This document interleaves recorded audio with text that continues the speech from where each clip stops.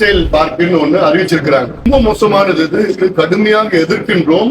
இது என் தலைமையிலே நான் போராட்டம் அறிவிக்க போறேன். சேலம் நகரத்து பகுதியில சாயப்பட்டறை, அதாவது டெக்ஸ்டைல் பார்க்குன்னு ஒண்ணு அறிவிச்சிருக்கிறாங்க. இது ஆனா அதுல என்ன பண்ணிட்டாங்க, டெக்ஸ்டைல் பார்க் பத்தி எங்களுக்கு எந்த பிரச்சனையும் கிடையாது.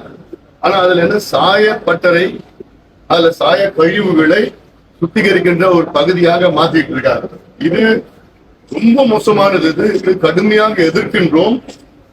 இது என் தலைமையிலே நான் போராட்டம் அறிவிக்க போறேன். சேலம் அப்படி அறிவிச்சாங்கன்னா சேலம் மாநகரம் முழுவதும் அழிந்து விடும்.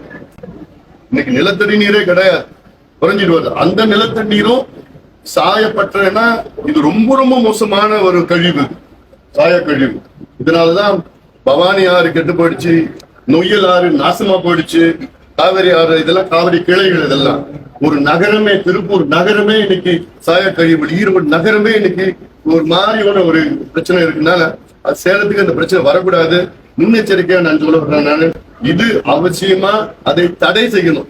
இங்க டெக்ஸ்டைல் பார்க் கொண்டு வாங்க, அதுல சும்மா வியாபாரம் மட்டும்தான் பண்ணணும். தவிர அதுல சாயம் பிரச்சனையே அது எதுவுமே கொண்டு வரக்கூடாது. அது உறுதி கொடுத்தாதான் இந்த டெக்ஸ்டைல் பார்க்கை நாங்க இங்க வரவிடுவோம். இல்லைன்னா வேண்டாம், இந்த மாதிரி டெக்ஸ்டைல் பார்க்கே வேண்டாம் எங்களுக்கு.